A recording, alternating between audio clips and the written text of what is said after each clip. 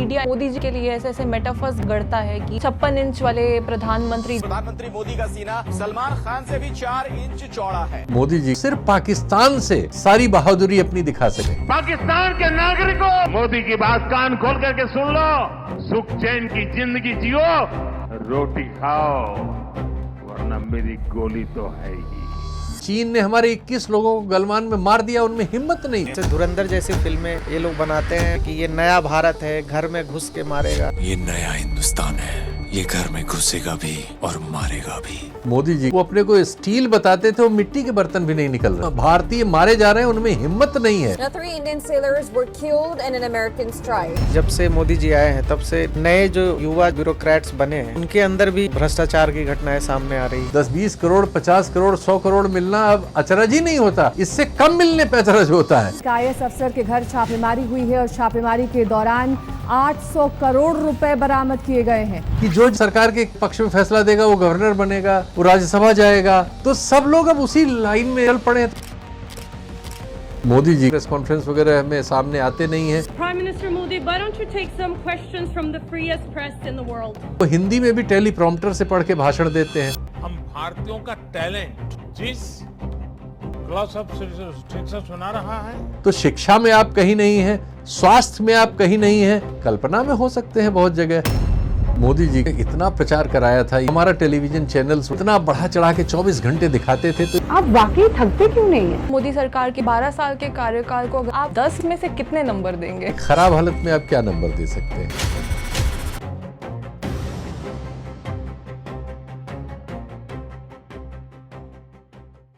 नमस्ते दोस्तों, round table के एक नए एपिसोड में आपका एक बार फिर स्वागत है। आज हमारे साथ फिर एक बार जुड़े हैं सीनियर जर्नलिस्ट शीतल पी सिंह।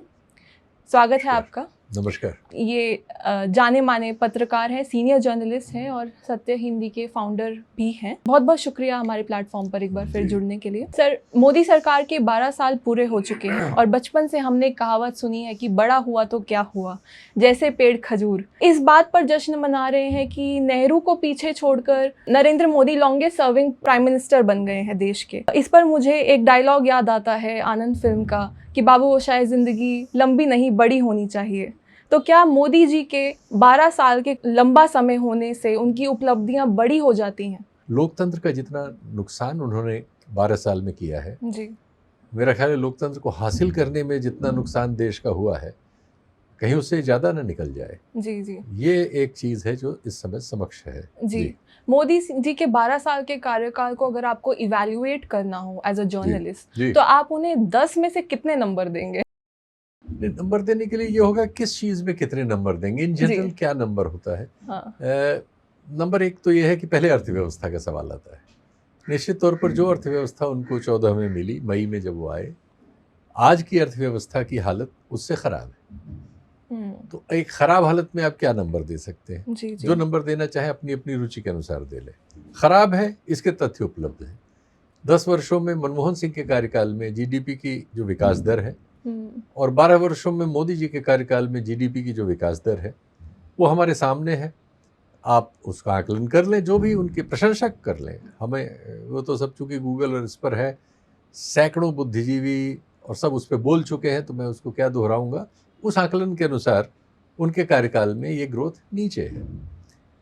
तो सबसे पहला तो ये होता है। दूसरा है कि जो भारतीय लोग हैं उनका जीवन स्तर, क्या उसमें कुछ ऐसी उल्लेखनीय वृद्धि हुई है उनके कार्यकाल में जो पिछले कार्यकालों में न रही हो, इसलिए उसके लिए उनकी प्रशंसा की जाए। तो हम पाते हैं कि अब हम ज़्यादा लोगों को कठिनाई में पा रहे हैं। करीब 82 करोड़ लोगों को राशन दिया जाता है, फ्री का राशन देना पड़ता है 5 किलो, कि कम से कम उनके ज़िंदा रहने की हम गारंटी कर सकें। करीब 60% स्त्रियों के बारे में है, उनके ही अध्ययन के अनुसार रक्ताल्पता के शिकार हैं। ये स्थिति दुनिया में इतनी बड़ी संख्या में कहीं नहीं है। इस पर कैसे खुश हुआ जा सकता है? 40% के आसपास बच्चों के कुपोषित होने की खबर है। ये ख़राब आंकड़ा है। और 100 करोड़ लोगों के बारे में हमारे कारपोरेट सेक्टर का ही अध्ययन है कि उनके पास कोई परचेजिंग पावर नहीं बची है, यानी उनके पास चीज़ों को ख़रीदने की शक्ति नहीं है, उनकी आर्थिक शक्ति उस लायक नहीं है। इस पैमाने पे हम उनको क्या नंबर दे सकते हैं और कैसे बेहतर कर सकते हैं। पर्यावरण के मामले में जो उन्होंने फैसले लिए हैं उसकी शिद्दत हम महसूस कर रहे हैं इस समय जब आप रिकॉर्ड कर रही हैं। तो इस समय हम लोग एक कह सकते हैं कि वैसे तो प्राकृतिक तौर पर ये परिघटना है, लेकिन हमारी कोई तैयारी उसका सामना करने की नहीं है। सुपर एल नीनो का साल है, इस साल कम बरसात होगी तो हमारी फसलें आने वाले दिनों में खतरे में है।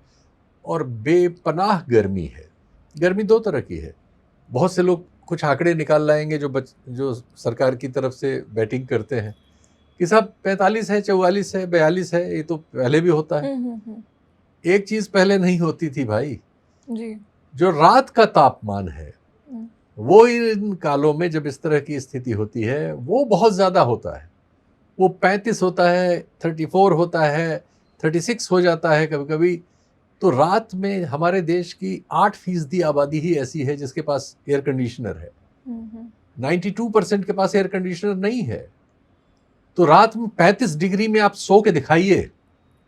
वो हर आदमी जो इस बात की तारीफ करना चाह रहा हो उससे हम कहेंगे कि एक रात वो 35 डिग्री में कहीं सो के दिखाए। सो नहीं सकते आप। एक बहुत बड़ी हमारे जो वर्किंग क्लास की आबादी है जिसमें गिग वर्कर्स हैं, आपके दौर में सबसे ज़्यादा गिग वर्कर बढ़े हैं। यानी ऐसे लोग जो 12,000, 14,000, 13,000, 9,000, 10,000, 16,000 पे मोटरसाइकिलों या स्कूटरों पे बैठ के अमेरिकी कंपनियों के लिए और कुछ देशी कंपनियों के लिए भी घरों में खाना पहुंचा रहे हैं, सामान पहुंचा रहे हैं और इत्यादि इत्यादि। आजकल ये सर्विसेज कहलाती हैं। इस क्षेत्र के वो सारे लोग इस धूप में काम कर रहे हैं और रात में सो नहीं सकते। इसको उपलब्धि माना जाए। आप बताएं आपने जो फैसले किए थे जिनका आप जिक्र नहीं करते। मसलन आपने आते ही कहा मेक इन इंडिया।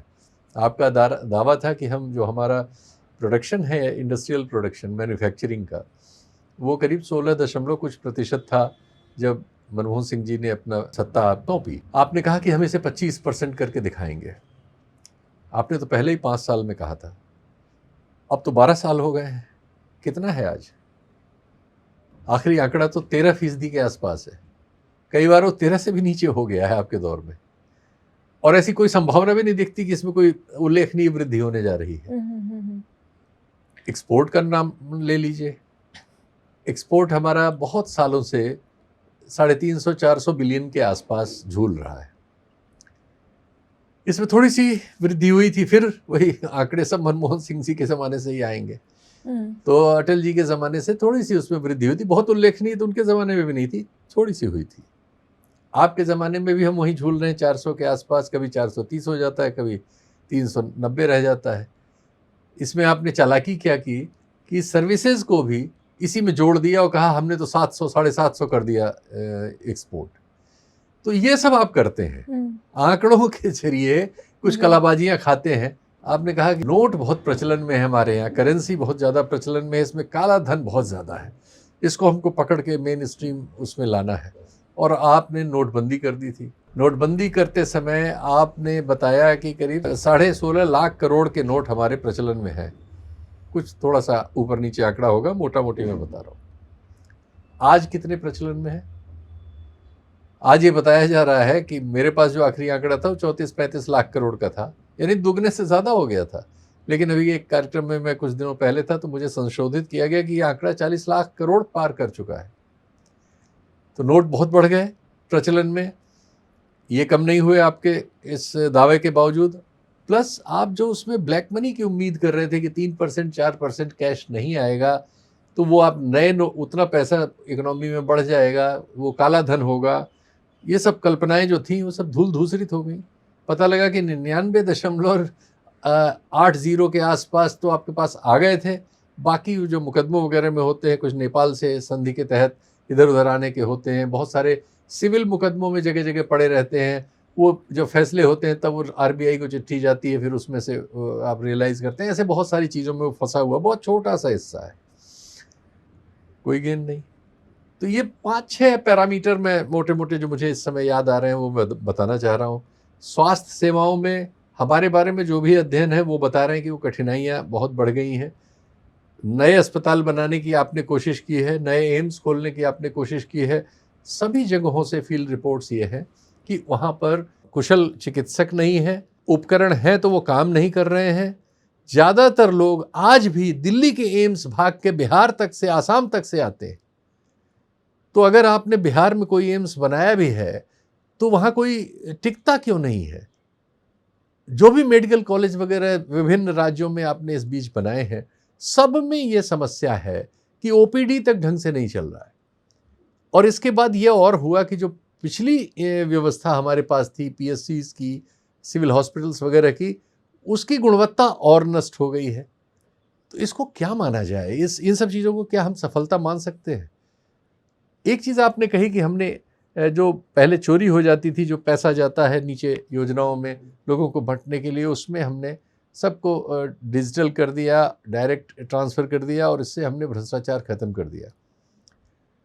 आप में से किसी भी आपके समर्थकों में से कोई भी चाहे तो इसके लिए हमारे साथ कह सकता है, या अपने ज़िले के और स्थानीय कार्यकर्ता से पूछ लीजिए कि जो किसानों को या किसी को पैसा जाता है जिस भी योजना में, उस गांव के प्रधान, वहाँ का सेक्रेटरी, लोकल अधिकारी, क्या उसमें उस किसान से या उससे कमीशन नहीं ले लेते? वो जो आप 1,30,000 या 1,40,000 घर बनाने के लिए एक पैसा देते हैं, लगभग हर केस में जो घर लेता है, ऐसे कम से कम अभी गूगल कर लीजिए या कोई भी सॉफ्टवेयर यूज़ करिए और पूछ लीजिए, 100 वीडियो कम से कम आपको मिल जाएंगे जिसमें शिकायत की गई होगी कि हमने 30,000 रुपये प्रधान को या सेक्रेटरी को दे दिए, अभी तक हमारा पैसा ट्रांसफ़र का नहीं आया।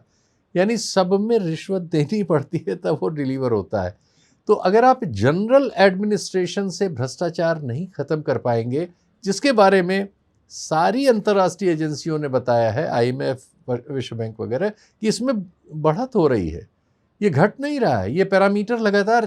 तो जब तक भ्रष्टाचार रहेगा तो आपके द्वारा एक आप दवाई निकालेंगे, वो उस दवाई का दूसरा इलाज पैदा कर लेंगे। ये सही है, आप अकाउंट में ट्रांसफ़र करते हैं, लेकिन रिश्वत देनी पड़ती है। तो ये हैं जो प्रश्न हैं, और हम लोग तो प्रश्न ही करेंगे। आपके प्रशंसक आपकी प्रशंसा करें, उसमें हमें कोई आपत्ति नहीं है। सर, तमाम इन सारे असफलताओं के बावजूद भी मोदी सरकार की जो सफलताएं हैं वो एक तरीके से मीडिया हमें लगातार दिखाता रहता है जी। तो ऐसा क्या किया है इन 12 सालों में मोदी सरकार ने जिसकी वजह से आज असफलता भी आम जनमानस को सफलता दिखती? एक मामले में निश्चित तौर पर आपने ऐतिहासिक काम किया है, लेकिन वो ऐतिहासिक विनाश है। आपने मीडिया ख़त्म कर दिया। मीडिया को आपने एक ऐसे उपकरण में बदल लिया जिसकी परिभाषाएं आम लोगों में बहुत अजीब व गरीब हैं। उसका एक तो बहुत प्रचलित नाम गोदी मीडिया का ही है, लेकिन अब वो पुराना पड़ चुका है, उससे बहुत आगे जा चुका है मीडिया। अब तो आप देखिए कि अंतर्राष्ट्रीय स्तर पर देशों की ओर से प्रतिक्रियाएं आ रही हैं कि ये क्या है आपका, ये क्या करते हैं आप? देश के सबसे बड़े हिंदी चैनल के खिलाफ अभी ईरान सरकार की ओर से उन्होंने खंडन भेजा है कि क्या आप फर्जी चीज़ें चलाते हैं। दुनिया में जाने कितने मीम बने हुए हैं भारतीय मीडिया के बारे में। पता नहीं आप सिर्फ अपनी प्रशंसा देखते हैं प्रधानमंत्री जी, या कभी चीज़ें भी देख लेते हैं। जो हमने पाकिस्तान के साथ एक सीमित युद्ध किया था, जिसको आपका सरकारी बयान ये था कि हम आतंकवादी ठिकानों पर हमला कर रहे हैं, बस हम कोई पाकिस्तान से युद्ध नहीं कर रहे हैं और उनके नागरिक ठिकानों या सैनिक ठिकानों पर हमला नहीं कर रहे हैं, हम आतंकवादी ठिकानों पर हमला करने तक सीमित हैं। ये हमारा एक सीमित अभियान है, ये आपका सरकारी बयान है। और हमारे टेलीविज़न चैनलों ने क्या किया? उन्होंने कराची पे, इस्लामाबाद पे, रावलपिंडी पे, सब पे कब्जा करके भारतीय तिरंगा लहरा दिया भाई, टेलीविज़न स्टूडियोज़ में। सारी दुनिया ने उसको देखा। जाहिर है इस पर दुनिया क्या करेगी? दुनिया यही करेगी कि हमारी रेटिंग में हमको उन देशों के भी नीचे तलवे में डाल देगी जिनमें हम ये मानते हैं कि व्यवस्थाएं नहीं बन पाई हैं। नेता फिर नेहरू जी का नाम आ जाएगा कि उन्होंने इस देश को एक सम्मानजनक स्थिति दी थी। एक संविधान हमने अंगीकार किया था, उस संविधान की संवैधानिक जो व्यवस्थाएं थी उनका पालन करते हुए हम आज 78 साल बन के आए, जिसकी वजह से दुनिया में हमारा नाम है। लेकिन ये जो आपने 12 साल में किया है, इस तरह का मीडिया, इस तरह का प्रशासन जो किसी किस्म की जवाबदेही ही नहीं लेता, जो हर जवाबदेही के रास्ते का गला घोंट दे रहा है। आपने RTI कानून तो नहीं बनाया, आपने दरअसल 12 साल में एक भी जनप्रिय कानून नहीं बनाया। सारे कानून अपनी रक्षा के लिए बनाए। सब कानून आपने इस तरह से कर लिए कि जिससे आपके खिलाफ कुछ न हो, आपसे सवाल न हो तो आपने मीडिया को ख़त्म कर दिया। आपसे कोई आरटीआई में न पूछ पाए, आरटीआई के कानून को आपने डाइल्यूट कर दिया। कोई पूछने की हिम्मत न कर पाए तो पीएमएलए और यूएपीए में आपने ऐसे परिवर्तन कर दिए कि जिसको आप पकड़ के फंसा दें वो बेचारा जान की अमान मांगता घूमेगा। तो आपने पीपुल को, डेमोक्रेसी पीपुल को एम्पावर करती है, पावर को एम्पावर नहीं करती महोदय। आपने पूरे 12 साल में जो सबसे शर्मनाक काम किया है, पावर को ही एम्पावर कर लिया है। सारी शक्तियां आपने अपने में निहित कर ली हैं। ऐसा तानाशाह करते हैं मोदी जी, ये मैं कहना चाहूंगा। सर, मोदी जी के क्रिटिक भी जो है वो एक बात तो जरूर कहते हैं कि कुछ करे न करे मोदी जी चुनाव जीतना अच्छे से जानते हैं, बखूबी जानते हैं। अभी आप बोल रहे थे कि मोदी जी ने सारी शक्तियां अपने में ही निहित कर ली हैं। तो ये जो मोदी तंत्र है जो पिछले 12 सालों से चलता आ रहा है, बेधड़क और बिना रुके, ये जो तंत्र है मोदी तंत्र, क्या सिर्फ और सिर्फ चुनाव जीतने से चल रहा है या और भी चीजें साथ साथ मोदी जी कर रहे हैं? देखिए, डेम इंस्टीट्यूट जो दुनिया में लोकतांत्रिक प्रणालियों का, लोकतांत्रिक देशों का, उनमें लोकतंत्र की हालत का अध्ययन करता है, स्कैंडिनेविया में है। दुनिया में स्कैंडिनेवियाई देश जो हैं, जो उनका ह्यूमन इंडेक्स है सर्वोत्तम है। तो आप चाहे या न चाहें, उनकी बात को दुनिया में इज्जत मिलती है। वो एक अध्ययन है, आप उसे सोरोस से जोड़ सकते हैं, आप उसे पश्चिम से जोड़ सकते हैं, आप उसे जिससे चाहे उससे, कोई अंतरिक्ष में कोई चीज़ हो उससे जोड़ दीजिए, एलियन से जोड़ दीजिए, आपकी मर्जी।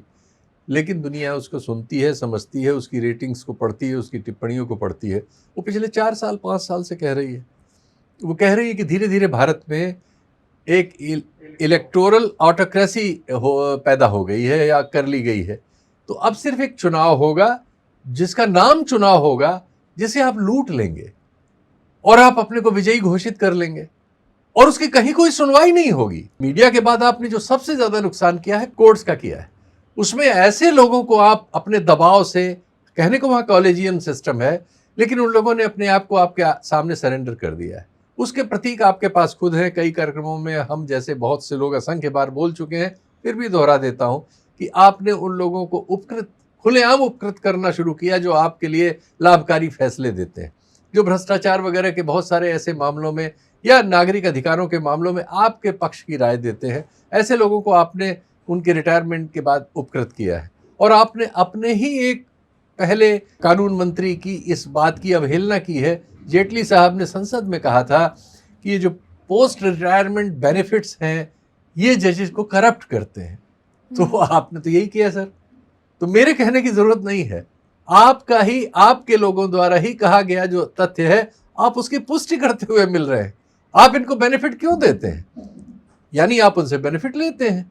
तो ये तो परिस्थिति जनता के तो विरुद्ध हो गई। एक और इंस्टीट्यूट जो दूसरा सबसे प्रमुख इंस्टीट्यूट है, यानी न्यायपालिका, अब उसके बारे में मैं क्या कहूँगा। वहाँ से रिटायर हुए तमाम जजेस, और तो और वहाँ वर्किंग जजेस ने प्रेस कॉन्फ्रेंस करके कहा, 4 वर्किंग जजेस ने आपके आने के बाद 2 साल के भीतर ही प्रेस कॉन्फ्रेंस करके कहा कि देश का लोकतंत्र खतरे में है। तो उनको तो सोरोस और जापानी या पाकिस्तानी या अमेरिकी एजेंट तो नहीं कहा जा सकता। हमारे देश के सुप्रीम कोर्ट के वर्किंग जजेस थे, और उसके बाद वही सब हमने घटते हुए देखा। तो आपने मीडिया को तो पता नहीं क्या बना दिया। उसकी इतनी संज्ञाएं हो गई हैं, इतने मीम हो गए हैं कि अब मैं किसी एक परिभाषा पे क्या टिकूं। और आपने, दुर्भाग्यपूर्ण है कि जुडिशरी ने भी आपके सोहबत में 12 साल में अपने आप को क्या से क्या बना लिया। क्योंकि जुडिशरी है, इससे ज़्यादा क्या कहा जाए, खुद ही आप समझ सकते हैं। हम देखते हैं कि मोदी जी के कार्यकाल में अडानी और अंबानी की वेल्थ कितनी ज़्यादा बढ़ी है और भारतीयों की इनकम बिल्कुल भी नहीं बढ़ी। ऑक्सफैम की रिपोर्ट कहती है कि देश के 1% लोगों के हाथ में देश की 40% संपत्ति है। और 2013 में जो फोर्ब्स की रैंकिंग है उसमें अडानी का जो नंबर था वो 609 था, और 2023 तक आते आते अडानी का नंबर जो है वो 2 पर आ गया है। 2013 में 3.6 अरब की वेल्थ ओन करते थे अडानी साहब, और 2023 तक आते आते वो 88 अरब हो गई है। और करंटली टॉप के 20 सबसे अमीर लोगों में से अडानी का नाम एक है, और इतना पैसा है कि आम आदमी इमेजिन भी नहीं कर सकता। तो क्या ये जो मोदी का अमृत काल है, यही है इसकी सच्चाई, जिसमें the 12 years of Modi serving as a prime minister were actually the 12 years of serving Adani? दुनिया में डेम इंस्टीट्यूट लोकतंत्रों को या ऐसी व्यवस्थाओं को जिन लोकतंत्र वो नहीं कहता, वो जो व्यवस्थाएं हैं वो लगभग ऐसी ही हैं। इनको एक रशियन टर्म है ओलिगार्की, वो कहलाता है, जिसके विभिन्न स्वरूप हैं। ये है कि पूंजीवादी व्यवस्थाओं में ऐसी राजनीति और ऐसी अर्थनीति आ जाती है कि जिसमें सत्ता से मिलके कुछ पैसे वाले लोग, धनी लोग या तिकड़मी लोग इस स्थिति को प्राप्त कर लेते हैं कि उस देश या उस भूभाग की जहाँ उसका डिसिप्लिन लागू होता है, वहाँ के सारे संसाधन उनके पक्ष में निहित हो जाते हैं और फिर वो इस तरह का करिश्मा करते नजर आते हैं, जैसा आपके सवाल के आंकड़ों में है।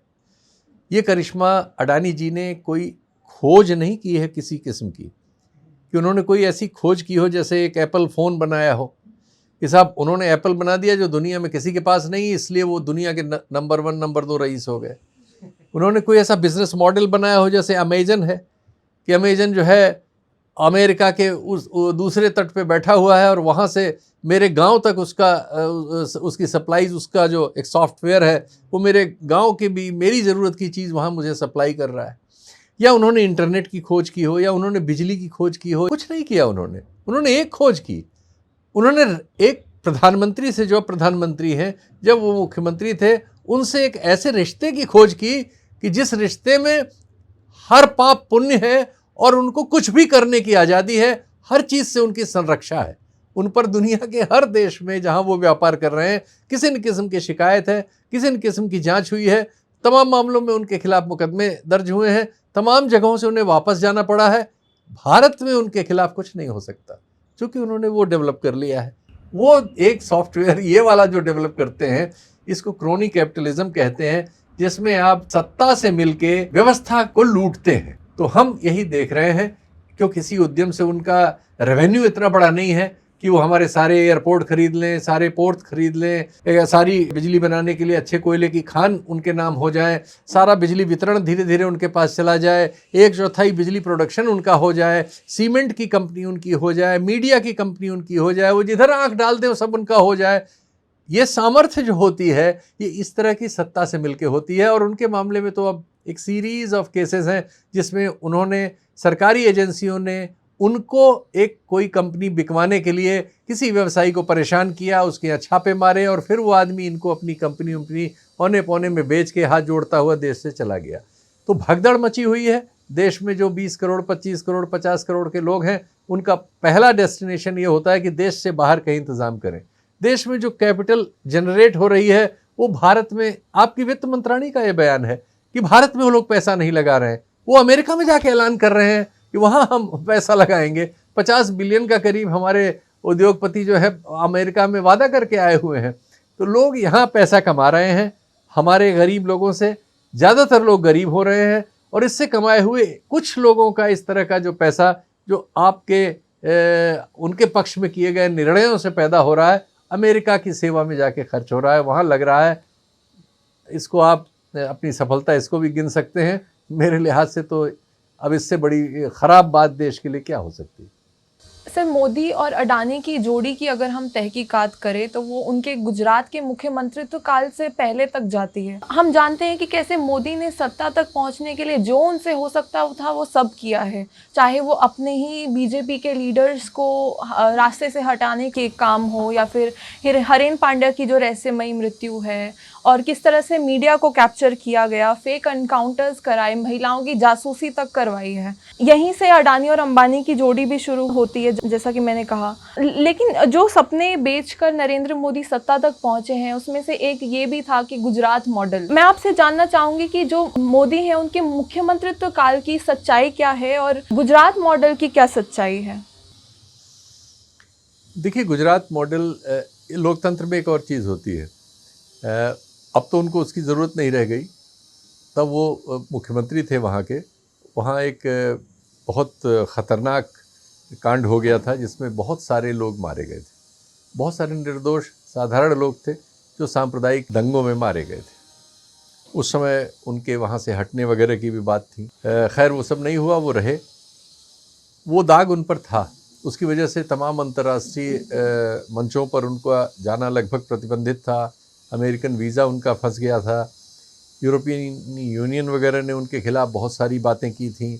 बहुत सारे दुनिया भर के पत्रकारों वगैरह की निगाह में वो एक ऐसे विलेन थे जिनके खिलाफ बहुत कड़े शब्द मैं कह सकता हूँ उस तरह के आरोप थे। उस सब को ढकने के लिए उनको सुझाव दिए गए। उन्होंने उनके बारे में बताया जाता है जिसके प्रमाण, इन सब चीज़ों की जितनी बातें आपने की, इन चीज़ों को प्रूव करना मुश्किल है क्योंकि इनके प्रमाण लगभग बचा लिए गए, हटा लिए गए। हमारे जैसे देशों में ये सब संभव होता है। वैसे बहुत ताकतवर सभी देशों में संभव होता है। आप देख ही रहे हैं एप्स्टीन फाइल में अमेरिकन प्रेसिडेंट वगैरह के मामले में भी और वहाँ के बड़े बड़े लोगों के मामले में भी लीपापोती चल रही है। ये दुनिया का दस्तूर होने लगा है अब। हमारे जैसे देशों में तो ये चीज़ें बहुत आसान हो गई हैं। खैर, तो उन आरोपों से आगे उसको ठीक करने के लिए उनके यहाँ एक कार्यक्रम लिया गया, वाइब्रेंट गुजरात, और उसमें गुजरात के आंकड़ों को और चीज़ों को, जैसे आज देश के आंकड़ों वगैरह को रंगा पोता जाता है, उससे बहुत ज़्यादा लेवल पे रंगा पोता गया। देश भर के मीडिया को ख़रीदा गया। मीडिया में मोदी जी की एक दूसरी छवि बनाने की एक अमेरिकी कंपनी के बारे में कहा जाता है कि उसने ये काम किया, और वो छवि कई वर्षों तक उन्होंने उस पर काम किया। उसका मौका ऐसे मिला कि आडवाणी जी के नेतृत्व में बीजेपी 2009 का लोकसभा चुनाव हार गई, जीत नहीं पाई, मतलब यूपीए ढंग से जीत गया, दूसरा उसको कार्यकाल मिला। तो उसके बाद मोदी जी और उनके रणनीतिकारों को लगा कि अब हम अपना काम शुरू करते हैं, और पार्टी में उन्होंने अपना दावा पेश किया, देश में दावा पेश किया कि गुजरात का एक मॉडल है विकास का, जिसने सारे देश में एक नज़ीर पैदा की है, ये किया है, वो किया है। अब उसके तो बहुत सारे परखच्चे हैं, वो आपका कार्यक्रम का समय भी ले लेगा और वो अलग चीज़ है। मोटा मोटी उसमें गल्प ज़्यादा था, रियलिटी कम थी, क्योंकि हमारा ह्यूमन इंडेक्स के ढेर सारे आंकड़े हैं जिसमें गुजरात बहुत पीछे कई मामलों में है। धनी राज्य है, देश के 5-7 जो धनी राज्य हैं, गुजरात उनमें से एक है। इस देश के इस समय ज़्यादातर धनी लोग वहीं के रहने वाले हैं, ज़्यादा इंडस्ट्रीज़ वगैरह वो ले गए हैं वहाँ, ये सब सही है। लेकिन इसके बावजूद तमाम ह्यूमन इंडेक्स के आंकड़े उनके विरुद्ध हैं। एजुकेशन वगैरह में कोई ऐसी बड़ी बात उन्होंने नहीं की। उनके ज़माने में एक कोई बड़ी यूनिवर्सिटी नहीं बन पाई। एक बात रह गई थी, चलिए याद आ गया, उन्होंने आने के बाद एक और चीज़ की थी कि इस देश में 20 यूनिवर्सिटी ऑफ एक्सीलेंस बनाएंगे। आज मोदी जी और उनके प्रचारक उसकी बात भी नहीं कर रहे हैं। एक भी वैसी यूनिवर्सिटी सामने नहीं आई।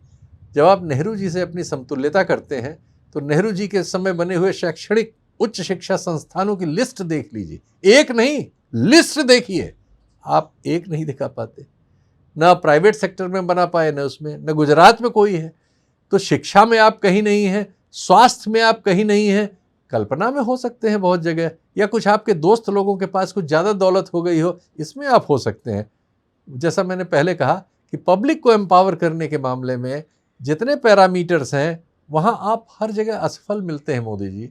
इसलिए मोदी जी की बहुत सारी जैसी जो उनके बारे में प्रचार है, बहुत सारा ध्वस्त हुआ है इन 12 सालों में। उसमें एक ये भी था कि उन्होंने इतना प्रचार कराया था, यहीं से कैमरामैन ले जाते थे, यहीं से भीड़ ले जाई जाती थी, बाहर से भी NRIs वगैरह जो गुजराती मूल के हैं या अन्य हैं जो बीजेपी समर्थक हैं, उन सबको लाया जाता था। उसमें कुछ लोगों को आयोजित किया जाता था। वो हमारी जो एजेंसी है ANI, उसके सामने रोते गाते थे मोदी जी के पक्ष में। उनको कोई भगवान कहता था, कोई कुछ कहता था। इस तरह की नौटंकी बहुत हुई, और ये सब हमारा टेलीविज़न चैनल्स, वही जो मैंने बताया कि वो क्या से क्या हो गए हैं, वो इतना बढ़ा चढ़ा के 24 घंटे दिखाते थे। तो इस पूरे देश में उस तरह का भ्रम अभी भी बहुत लोगों में है। लेकिन अब ऐसी चीज़ें सामने आ रही हैं जिसमें वो पूरी कलई खुल जा रही है, और वो पता लग रहा है वो अपने को स्टील बताते थे, वो मिट्टी के बर्तन भी नहीं निकल रहे हैं। और जहाँ तक अमेरिका की बात है या चीन की बात है, किसी भी ताकतवर देश या राष्ट्राध्यक्ष की बात है, उनके बारे में झूठ बोला गया कि उन्होंने यूक्रेन युद्ध रुकवा दिया था और भारतीय बच्चों को निकाल लिया था। लोग उन्हें देख रहे हैं कि भारतीय मारे जा रहे हैं, उनमें हिम्मत नहीं है। चीन ने हमारे 21 लोगों को गलवान में मार दिया, उनमें हिम्मत नहीं थी। तो उनकी इस बारे में बहुत भयानक उनकी स्क्रूटनी हो गई इस 12 साल में, और लोगों ने ये पाया है कि वो सिर्फ पाकिस्तान से सारी बहादुरी अपनी दिखा सकते हैं, सिर्फ पाकिस्तान से। हो सकता है बांग्लादेश से भी दिखा लें, क्योंकि अब बांग्लादेश से भी रिश्ते बेवजह कड़वे होते जा रहे हैं। ऐसे ही किसी छोटे मोटे से वो अपनी जो भी उनकी अंतर्राष्ट्रीय शेखी है वो यही दिखा सकते हैं। सामर्थ्यवान लोगों के सामने न तो उनमें व्यक्तित्व की योग्यता कहीं प्रकट हुई उनसे, क्योंकि वो प्रेस कॉन्फ्रेंस वगैरह में सामने आते नहीं हैं।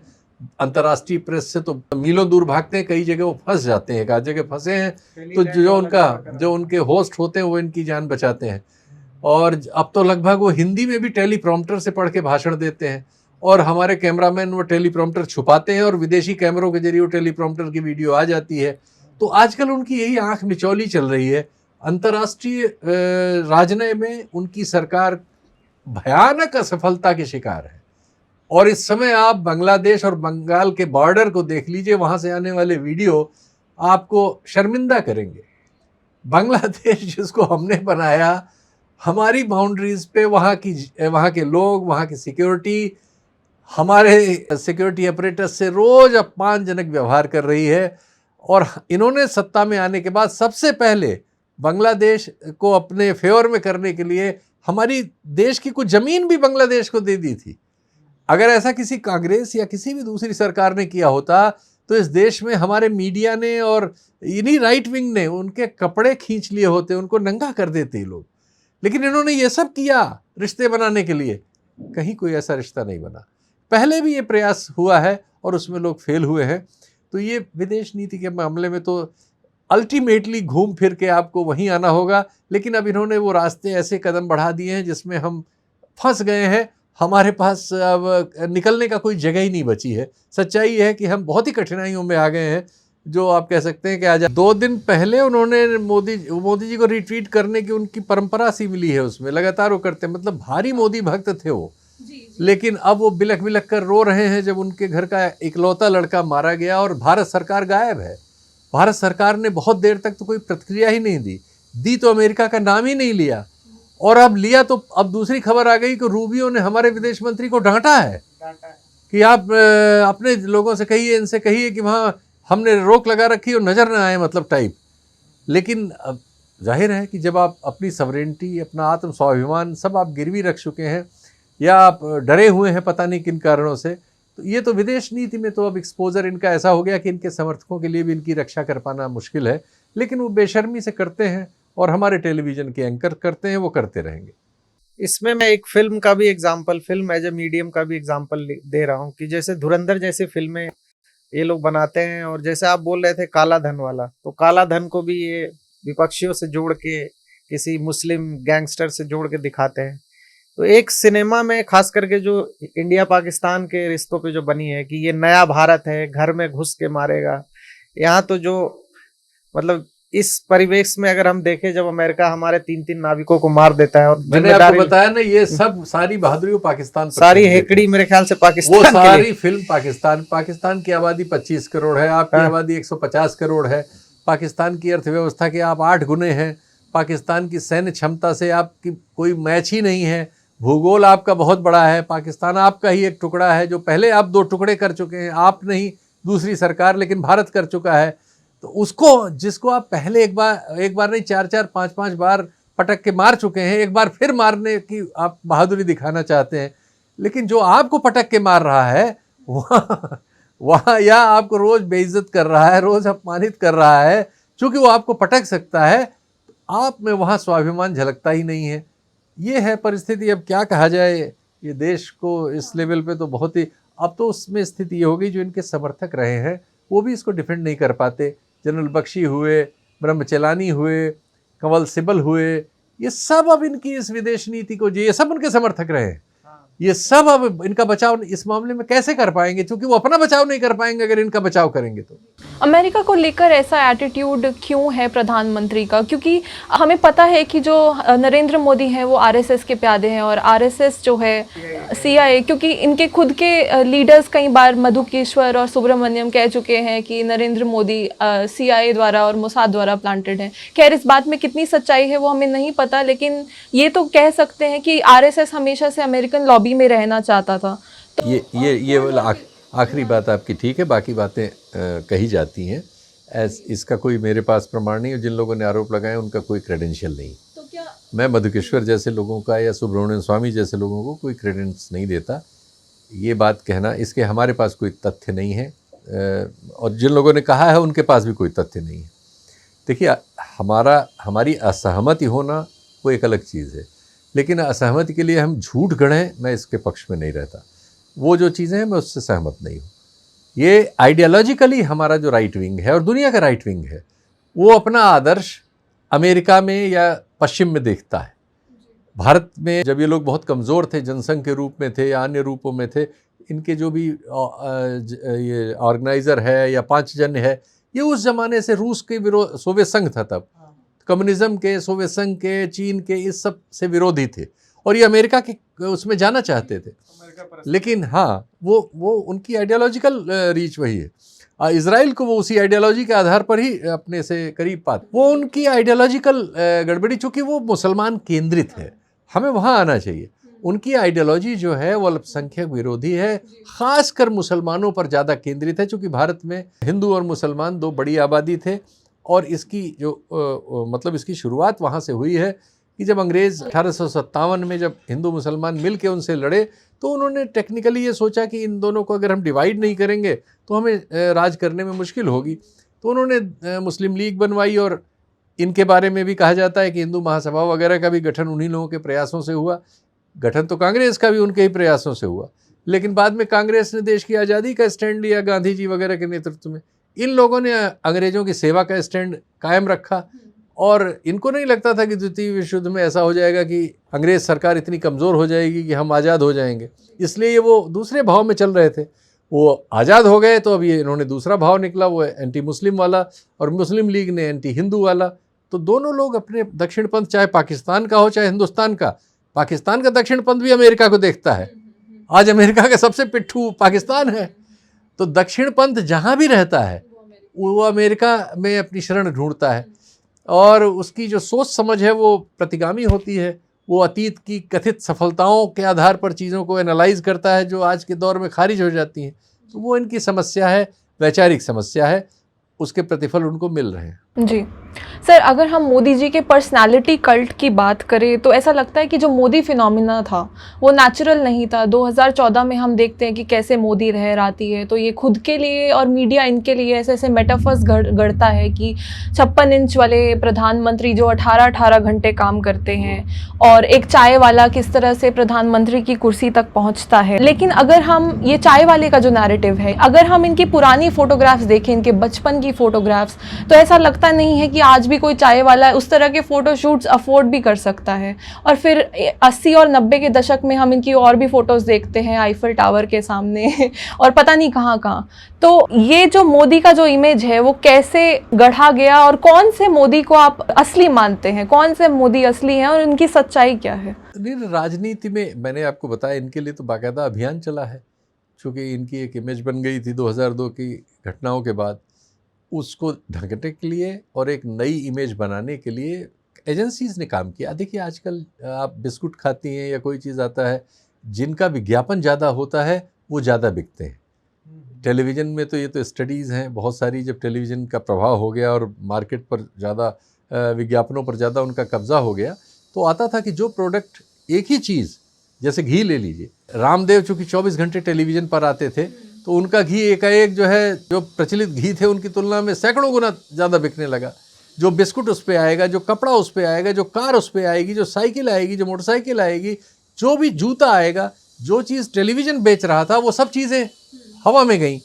वैसे ही राजनीति में भी व्यक्तित्व है, तो इनके लिए व्यक्तित्व ये सब गढ़े गए, जो आप बता रहे हैं ये सब गढ़े जाते हैं और रियलिटी में बाद में जब चेक होते हैं तो फिर आता है कि ये सब चीज़ें झूठ है। तो वो उसी तरह की चीज़ें हैं, उस पर क्या जाने, तो प्रचार है, हम जानते हैं। मोदी जी का सर 12 साल के कार्यकाल में एक बहुत प्रमुख मुद्दा जिसके बेसिस पे उन्होंने ऑपोजिशन को टारगेट किया वो था करप्शन, कि वो न खाऊंगा न खाने दूंगा कह के आए थे वो।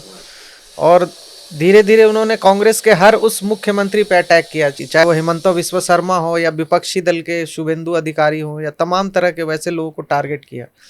और हम देखते हैं कि वही सेम करप्ट आदमी जब से वो बीजेपी में आ जाता है और फिर से वो उसको चीफ मिनिस्टर की कुर्सी तक मिल जाती है।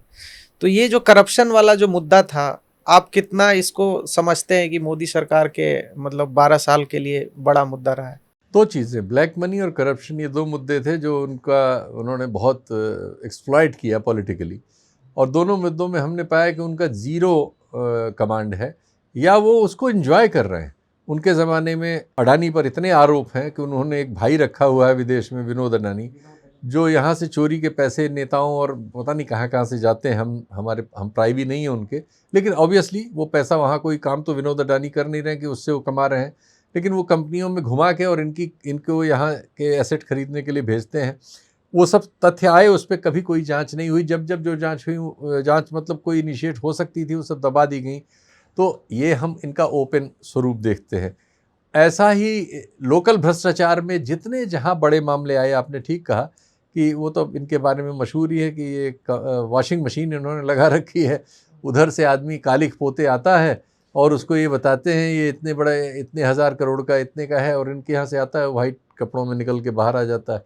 तो अब ये चीज़ें जनता में दोनों पक्ष सामने आ गए हैं, उसमें तो इनकी असफलताएं बहुत भयानक हैं। इस समय तो हम इतने स्तर का भ्रष्टाचार और इतने बड़े लेवल का पा रहे हैं, जितना मतलब ये सही है कि ये सब चीज़ें डेमोक्रेसी की उम्र के साथ साथ बढ़ती गई हैं हमारे देश में। इनके ज़माने में रॉकेट की गति से बढ़ी हैं। इतनी करप्ट पोजीशन हमारे एडमिनिस्ट्रेशन की ओवरऑल नीचे से ऊपर तक, और कहा जाए ऊपर से नीचे तक, कभी नहीं थी। ब्यूरोक्रेसी के बारे में भी कहा जा रहा है सर कि जब से मोदी जी आए हैं तब से नए जो युवा जो ब्यूरोक्रेट्स बने हैं उनके अंदर भी इस तरह की काफ़ी ज़्यादा भ्रष्टाचार की घटनाएं सामने आ रही है। देखिए, जब समाज का या देश का मॉरल ख़त्म हो जाता है, जो अब ख़त्म है, क्योंकि ये बातें जो मैं बता रहा हूँ ये नहीं कि सिर्फ मैं ही प्राइवी हूँ, मुझे ही पता है। ब्यूरोक्रेसी तो अंदर होती, फाइलों पे लिखती है, उसको तो निर्देश आते हैं और रोज़ देखती है क्या हो रहा है। वो अपने सीनियर को देखती है कि ऐसा करने का वो क्या इनाम पा रहा है, वो जुडिशरी को देख रही है कि उसको क्या इनाम मिल रहा है, वो एंकर को देख रही है कि जो एंकर सरकार की चापलूसी कर रहे हैं उसको क्या इनाम मिल रहा है। तो जब वो लोगों के सामने स्पष्ट है कि जो जज सरकार के पक्ष में फैसला देगा वो गवर्नर बनेगा, वो राज्यसभा जाएगा, वो सब चीज़ें सबके पास स्पष्ट है, तो सब लोग अब उसी लाइन में चल पड़े हैं। तो नौजवान अफसर जो आ रहा है संविधान की शपथ लेके, लेकिन वो अपने सीनियर्स को और चारों तरफ के वातावरण को देख रहा है कि लूटो मारो चल रहा है, तो वो क्या करेगा? वो भी जहाँ जहाँ है। तो इसीलिए किसी के यहाँ छापा पड़ता है तो आजकल 10-20 करोड़, 50 करोड़, 100 करोड़ मिलना अब अचरज ही नहीं होता, इससे कम मिलने पर अचरज होता है। अगर किसी के यहाँ करोड़ों न निकले तो बड़ा अचरज होता है कि अरे ऐसी कोई पिद्दी पकड़ लिया। क्योंकि अब ये मान के आदमी चलता है कि अब तो निकलेगा ही 50 करोड़, 100 करोड़, 500 करोड़, 200 करोड़। अब जो राज्यों के बड़े बड़े भ्रष्टाचारी हैं या राज्यों की जो पार्टियां हैं, बहुत सी रीजनल पार्टियों के सत्र पे सब हजारों करोड़ पे बैठे हुए हैं। इसलिए राजनीति खत्म हो गई, प्रशासन खत्म हो गया, जुडिशरी खत्म हो गई, मीडिया खत्म हो गया। इनके ज़माने में हम अराजकता की ओर बहुत तेज़ी से बढ़ रहे हैं और फिर ये चीज़ें पता नहीं किस लॉलेसनेस में हमें बदल देंगी। सर, इसी से जुड़ा हुआ एक सवाल ये है कि अभी राहुल गांधी ने इंडिया अलायंस की मीटिंग में एक भाषण दिया है, तो उसमें वो साफ कह रहे हैं कि अब जो है लेवल प्लेइंग फील्ड नहीं बचा है। मतलब देश के सारे इंस्टीट्यूशन पे बीजेपी ने कब्जा कर लिया है और वो कुछ रीजनल पार्टी जैसे टीएमसी, आरजेडी और सपा जैसी पार्टियों को वो कह रहे थे कि भले उनको लग रहा होगा कि आज भी वो चुनाव मतलब लड़ने की हालात में है, लेकिन ऐसा है कि वो चुनाव नहीं जीत सकते क्योंकि 100% वोट चोरी हो रही है। और वो ये भी कह रहे हैं कि अब सिर्फ और सिर्फ एक ही रास्ता बचा है, वो है रेजिस्टेंस का। तो क्या आपको लगता है कि अब जो है चुनावी जो डेमोक्रेसी है इंडिया में, जो वीडेम वाला भी आप कह रहे थे, चुनावी डेमोक्रेसी एक तरीके से ख़त्म हो गई है, तो अगला क्या विपक्ष का क्या मायने रहता है इस बात से? नहीं, देखिए, विपक्ष अब दो तरह का होगा। एक तो विपक्षी दलों में जो कार्यकर्ता हैं, जो साधारण घरों से आए हैं, जिनकी कठिनाई रियल है, जो बेरोज़गार हैं, जिनके बच्चे पढ़ रहे हैं, नौकरी नहीं है, जिनका भविष्य एकदम जिनकी परीक्षाएं लूट ली जा रही हैं, जिनके नौकरियां लूट ली जा रही हैं, एक तो वो हिस्सा है। एक उनके नेता हैं जिन्होंने पैसे बना लिए हैं जब वो सत्ता में रहे, और आज भी वो राजनीति करने के भी पैसे ले लेते हैं। ऐसे लोग तो इस लड़ाई में या तो वो बीजेपी में समा जाएंगे, या वो घर बैठ जाएंगे, या उनके नीचे की जनता उनसे निकल जाएगी। क्योंकि अब तो जनता को अपने इस देश को के लोकतंत्र को बचाने की लड़ाई फिर से लड़नी पड़ेगी। जब जो मैंने अभी रेफरेंसेस बताया आपके सवालों के जवाब में, उनका वो मतलब मैंने कहा ना कि हम एक अनार्की की ओर ऑलरेडी अनार्की में ढकेल दिए गए। इस अनार्की से फिर वापस अपने देश के उस लोकतंत्र, एक संवैधानिक लोकतंत्र को वापस पाना, जिसमें जुडिशरी अपना काम करे, मीडिया अपना काम करे, ब्यूरोक्रेसी अपना काम करे संविधान के अनुसार, और पॉलिटिक्स अपना काम करे, संसद में बहस हो, संसद में मैनेजमेंट न हो, हर जगह मैनेजमेंट न हो। तो इस सब को फिर से वापस लाने की लड़ाई है। कौन लड़ेगा, कौन नहीं लड़ेगा, राहुल गांधी ने उस ओर इशारा किया है। बाकी लोग तो अजीबोगरीब बातें करते हैं। अभी बाकी बहुत सारे लोगों को सबक मिल गया है उत्तर प्रदेश में एक चुनाव और है, उनका भी हिस्सा तय हो जाने दीजिए, फिर अपने आप मेरा ख्याल है सबकी समझ में हिंदी आ जाएगी।